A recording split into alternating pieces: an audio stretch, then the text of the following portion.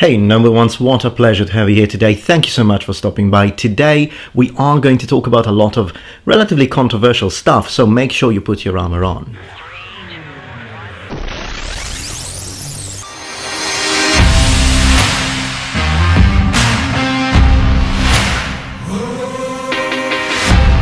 So, from what I can see, it appears that talking and freely expressing your ideas about ethnicity, skin color, LGBTQ+, and all of this stuff is quickly becoming a no-no in this day and age. It's as if you either agree 100% with everything the majority now thinks, promotes, and pushes forward, or you are shut down and labelled as a racist, misogynist, homophobic, fascist bigot. Now, those of you who have been following me for a while already know this, but I never shut up. I just say my things, I believe in freedom of speech, and one of the things that I can promise you, although I can't promise you to never make a mistake or always make perfect content, one thing that I can promise you is that on this platform, you will always get well-researched, cold facts. No bullshit attached. Now I know that some people are going to hate me for it, but I also believe that it takes courage today to stand up and face the current and stand the ground when you find yourself in the presence of what you can clearly recognize as being absolute nonsense. So today we are clearly talking about inclusivity. So isn't inclusivity a good thing? What is it that is bothering me so much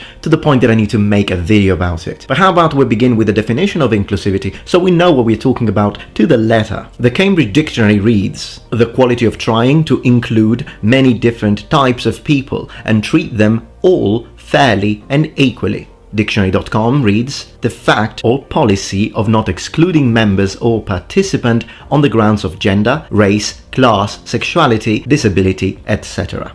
Okay, so the premise of inclusivity, when we look at the general definition, we can say it's definitely good. Sure, okay, I can agree with that. Be kind to each other, aka don't be an arsehole. Don't bully people just because they are different than you. I'm all for that. However, just because the fundamental notion of inclusivity as a definition at a human level can be considered to be good, it doesn't mean that you can freely apply it to everything and any possible situation. Now, let me give you an example of a situation in which I think inclusivity could work, considering the definition we have seen, and a situation in which it definitely wouldn't. You're an employer and you found the perfect candidate with a perfect set of skills for the job position you're providing. The guy has a fantastic CV, wonderful work experience, he's the man you want. But you find out he's gay and you reject his application. Or perhaps it's just because of his skin. This employer is being a horrible person. Example 2. Say you're an employer and you need to find applicants for a specific job which requires a specific skill set. A simultaneous interpreter between English and Korean that needs to have a certified business level in both skills. If you reject people that have CVs that match to include a, say, transgender Italian girl whose level of Korean is extremely low, if not basic, just because you need to make your office more diverse, that's going to be a problem because she's not going to be able to do the job. I think we can all agree that's not going to work.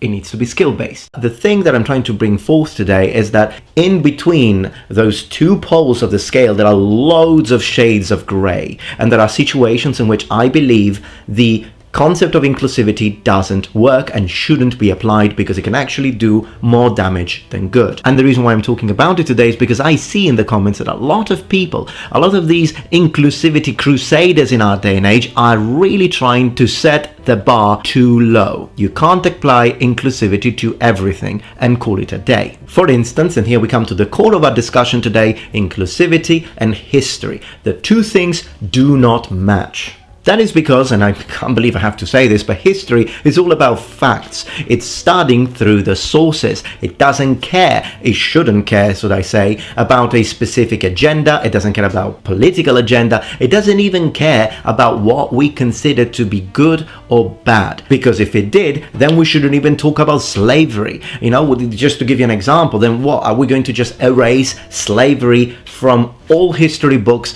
just because we in our day and age consider slavery to be a bad thing?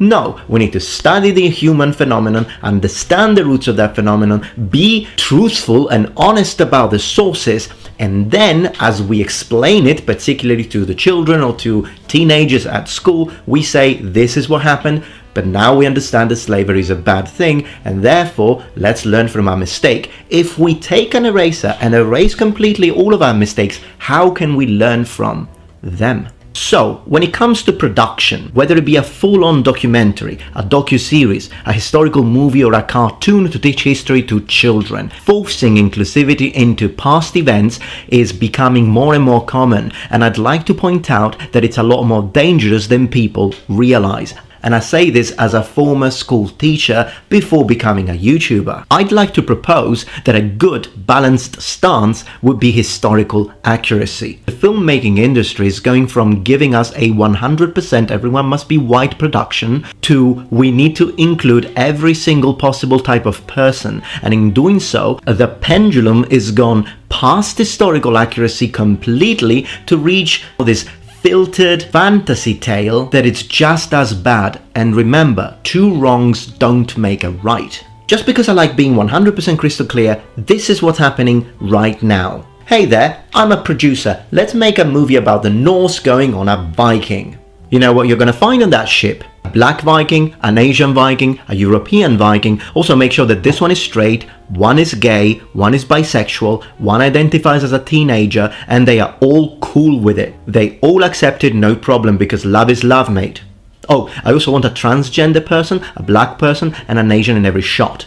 Is that clear? This is what they're doing. They are starting to do it with documentaries and series that are supposed to teach the kids. The problem I have with this is the following question. Boy, I'm gonna get hate for this. How about the history? What did the actual Norse going on Vikings look like? What was their stand/view on same-sex relationships? What did the sources say? Does that have any value at all in this age when we decide to represent a specific historical period and people? No, but I haven't finished. Let's make a movie about ancient Rome. Wonderful. I want Julius Caesar or Julius Caesar to be played by a Japanese actor, and he has to be bisexual.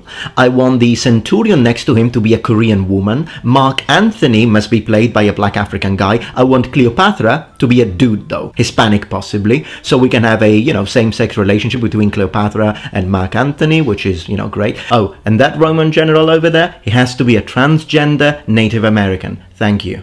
Now, don't get me wrong, when it comes to series that are fictional, I have no problems with it. When it comes to stuff that it's historical, that's when I go nuts. If it's mythology, I'd like that to be kept for what it is and not changed, because it's still something that we can study to understand how people thought in the past, and it is in fact a subject at every university, historical literature and all of that.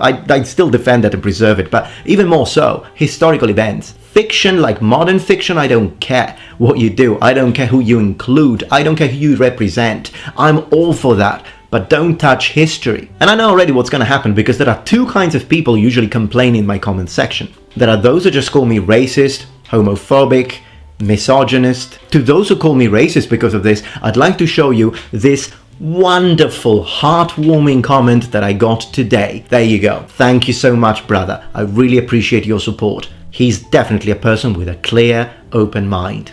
To those who say I'm homophobic and spam my comment section with hate comments, I just put them together with the feminazis that complained about my historical/scientific video where I spoke about the fact that, mostly historically speaking, it was men that went to war, and one of the reasons being the fact that generally speaking, on average, men tend to be physically stronger than women, which is a scientific fact. So if people get offended by it and call me misogynist because of it, so meaning that I hate women apparently, then they go together with the people that call me homophobic. Same little group. So this is the first kind of comments, and then I get the second typology. Those that tell me this. So you're basically telling me that you don't want a black child or an Asian kid or a gay person to be able to feel like they are being represented? Can they not feel like they are a Viking, or they are a Roman or an ancient Greek hero? This comment is ignorant on a multitude of levels. It's like a diamond of ignorance. Let me address it. Marvel on Netflix. They made Daredevil, very, very nice, but, he's a white guy, Irish, I think he's like of Irish descent, and therefore, if you're an Irish kid or you're a white kid, of course, you can feel that you're impersonating, you're representing, you feel like you can be Daredevil. What about a little black kid who wants to also become a superhero? Well, he has got Luke Cage, and I'd like to say, Luke Cage happens to be my favorite Marvel series. Why? Because it's accurate. It's set in Harlem / Manhattan / New York, which, by the way, happens to be mostly inhabited by people who are African Americans. And I know that because I've been to New York, I've spent a few nights in Manhattan, and guess where I chose to sleep? Through Airbnb, I decided to spend a couple of nights with an African-American family in Harlem. Why? Because I loved Luke Cage a lot. So I'm like, hey, I want to be there. It's a lovely evening. I could speak with this wonderful family. We're not really with the mum much because she was just watching TV, but the father, we spoke about Harlem. It was great. Copy-paste for any minority that wishes to be represented with their own heroes, with their own superheroes. I'm all for that. I don't care. You want a gay superhero? Make a gay superhero. And when it comes to historical heroes, it's the same thing.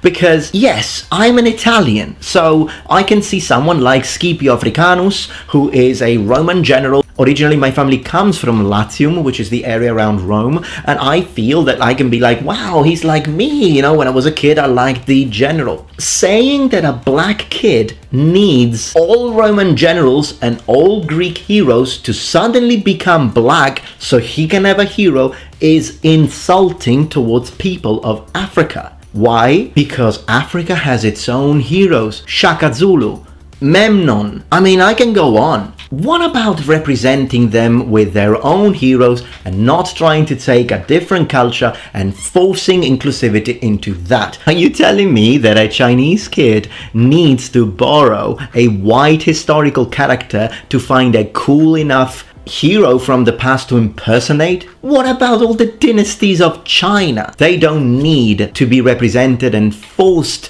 inside white European history. They don't need that because their histories are just as rich. Because human history is rich. It's as silly as trying to create a movie that talks about Oda Nobunaga, the Japanese warlord, and you have him played by a blonde German actor, and all of these samurai, one is black. I know that there was a historical black samurai, perhaps I'll make a video about it, but all of these samurai, one is black, one is American Indian, one is Hispanic, one is Italian, and you go forward with every single possible ethnicity because they all need to be there, all body types need to be represented. Come on.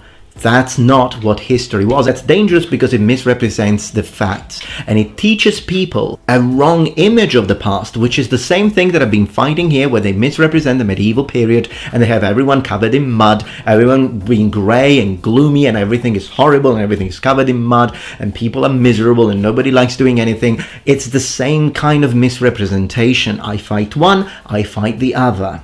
Also, another complaint I get sometimes is that people tell me, well, even if you represent it like this, with actual full-on inclusivity, just like they did again on the BBC cartoon that I complain a lot about, where you've got in every single shot you have to have a black person, a white person, and this person and that person, and they all need to be represented, and it gives a completely different picture. And again, they do show black Anglo-Saxons, black Vikings, all the Romans are black except the evil ones.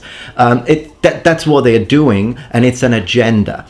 And then people tell me, oh yeah, but even when they do that, kids and adults, they watch that, but they understand that that's not how things were. No, mate. Go check out my previous videos on this topic and see the comment section. And usually people who choose these kind of topics or historical topics tend to be people that are highly educated, or at least very smart people that like these kind of things. But in the controversial ones, I always get those people that tell me, no, that's exactly how history was. I've got hundreds of comments like that. So don't tell me that people don't end up believing it, because they do. And when it comes to children, it's even worse, because what you teach, and visual aids are very powerful, what you teach at an early age is very difficult to correct at a later age, because things that we learn as children tend to stick throughout our lives. Teaching children is a mission, and teaching the truth is the priority. Of that, as a teacher, I'm absolutely adamant. But since we mentioned the sexual orientation and that kind of topic, I'd like to give you an example that I think says it all, and that is the example of the pizza dinner. Just to underline that I'm not homophobic. Here is the pizza principle. I like margherita, right? That's the pizza I like. Let's say that you like pepperoni pizza. Do I want everyone in the dinner to like margherita like me? No.